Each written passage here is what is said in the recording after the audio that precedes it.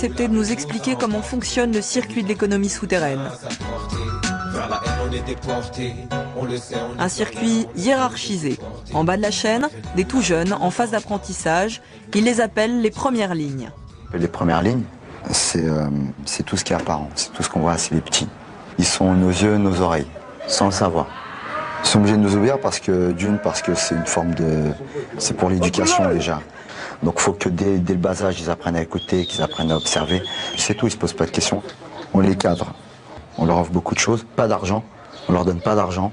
Il faut qu'ils sortent, il faut qu'ils fassent des pique-niques, il faut qu'ils bougent, il faut qu'ils aient des loisirs, qu'ils soient occupés. Ils ont quel âge les petits? Ça va de leur naissance jusqu'à, je sais pas moi, 12-13 ans. Les deuxièmes lignes, ils sont jusqu'à 16 ans, 16-17 ans même, les deuxièmes lignes. Première, deuxième ligne, ils apprennent le terrain. Troisième ligne, ils sont sur le terrain. Ils commencent à montrer leur propre business. Mais ils ne sont pas parrainés par les quatrièmes lignes. C'est-à-dire tous les business qu'ils vont faire vont être donnés par les quatrièmes lignes ou vont être repris par les quatrièmes lignes. Quatrième, cinquième, on cherche du lourd. On veut que du lourd, que ce qui rapporte un minimum de 60 000 euros, 80 000 euros, 100 000 euros. On veut que des gros coups, fourgon blindé, braquage, enlèvement, kidnapping, etc. Ici, on n'a pas le temps de voir comment évoluent les petits. Cinquième ligne, ils sont à part parce que c'est les intouchables. Eux ont déjà toute la logistique. Mais ces personnes-là ne pourront pas se faire voir sur le terrain. D'une parce qu'ils se sont trop fait voir par le passé sur le terrain et et ces personnes doivent rester dehors parce que ces personnes-là couvrent un gros réseau. Pour les réseaux, la drogue est le trafic le plus rentable. Officiellement, tous les mois, 25 tonnes de cannabis arrivent dans les cités de la petite couronne parisienne.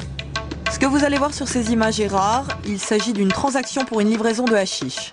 Je ne serai pas autorisé à filmer moi-même l'échange, la caméra est donc confiée aux acheteurs.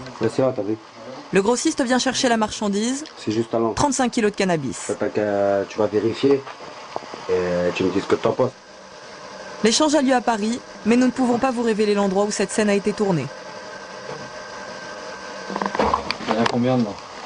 Justement ça. Là il doit y avoir 20 kilos, un peu dans le genre, t'as vu, je sais pas, j'ai pas encore pesé. Mais juste tu vois, pour goûter c'est pas un problème. Et là il y a des... En fait c'est lourd, 10 kilos. Il n'a même pas encore été coupé. Là, mais après tu rajoutes ce que tu veux, du henné, du plastique, ce que tu veux, avec sa mère, t'as vu. Tu veux combien pour ça?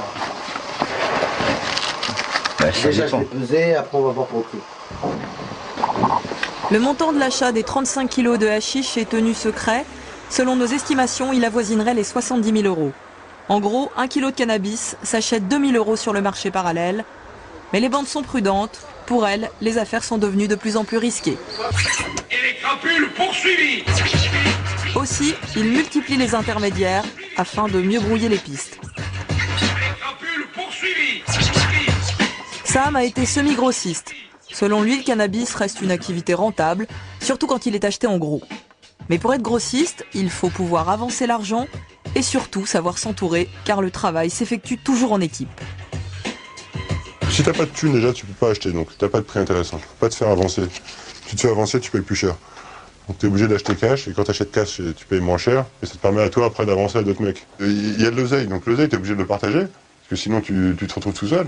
Donc c'est un cercle d'amis, des gros bras, autres, un cercle de relations qui vont t'aider déjà à dispatcher, parce qu'eux aussi ont des contacts pour vendre. Parce que 500 kilos, moi tout seul, je prends ma bagnole, je vais faire un tour des quartiers. Même si je connais les mecs, bah, t'as pas d'amis, ils vont te dépouiller en 2 minutes. Hein. Les grossistes redistribuent au minimum 5 à 20 kilos de hashish entre les dealers du quartier. Les dealers s'appellent des détaillants. Un détaillant gagnerait en moyenne un minimum de 5 fois le SMIC par mois. Ça peut aller très vite hein, pour un petit jeune qui dispatche bien en banlieue, il peut se faire, je sais pas, 7 000, 10 000 euros par mois. En thunes qui claquent à droite à gauche. Quoi, Après, si tu fais du bénéf, eh ben, tu peux après facilement avoir des 4 000, 5 000 euros par mois de côté. Quoi. Pour vendre le produit, il faut d'abord le préparer. Ces ballots posés sur la table sont transformés en plaquettes, puis en barrettes de 10 à 20 grammes avant d'être vendus dans la rue. C'est ce qu'ils appellent le dispatch. Lors de cette séance, 200 barrettes vont être conditionnées. Déjà, le produit il vient comme ça, il faut le travailler. Il faut dire ce qu'il y a, il faut travailler le produit. Parce que qui va vendre un produit pur? Qui va fumer? Même Bob Marley, il ne fume pas des produits purs comme ça. Il faut le travailler. C'est ça, dans ce business-là, la logique, c'est quoi? Il faut pas fumer toutes les barrettes. Celui-là, ils sont bons, celui-là, on va le travailler. Eh, mais celui-là, c'est pour le mec du 10. C'est celui-là, c'est lui qui a dit qu'il veut celui-là. Parce que celui-là, on doit travailler celui-là. Après, moi, je vous dis franchement. Parce qu'on va le travailler, on va le chauffer.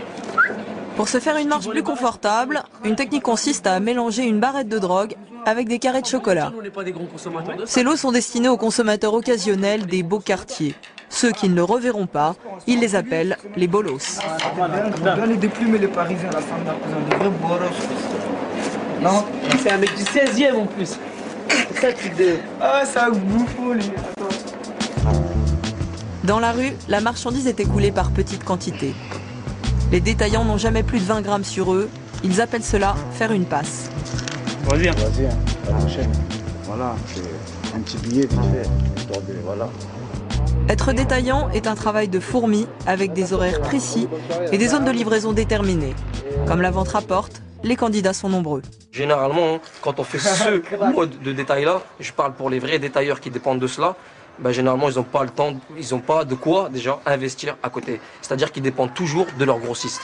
Ça prend du temps, ça prend beaucoup de soucis, des mauvaises nuits. Mais ça rapporte.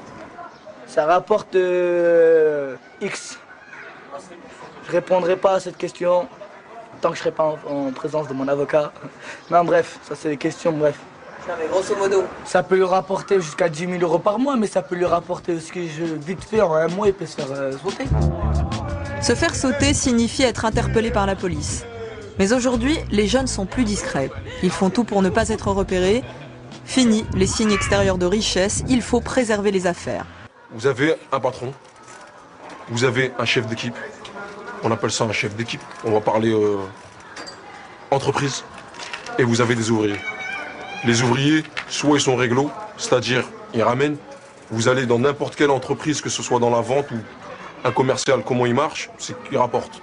S'il ne rapporte pas, il n'intéresse pas le patron. On est bien d'accord? Et bien ça marche dans le même procédé. Je parle pour le shit, ça peut être des produits comme de la contrefaçon, comme des...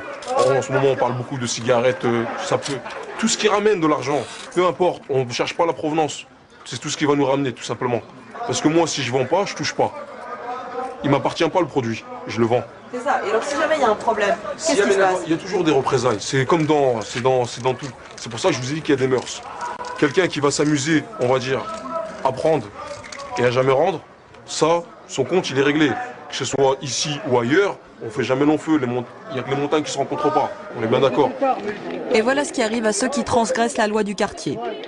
Ce dealer est blessé, il a reçu des coups de barre de fer sur la tête lors d'un règlement de compte. Qu'est-ce qui s'est passé? Il a pris un coup de barre sur la tête. Ouais, juste les pompiers, s'il vous plaît. Oh ouais, c'est normal, ça fait mal, c'est normal. Bouge pas, c'est normal. Aux yeux du caïd, l'homme au blouson rouge et blanc, la correction a été trop sévère. Il vient remettre de l'ordre. À 2 reprises, il va gifler l'un de ses hommes.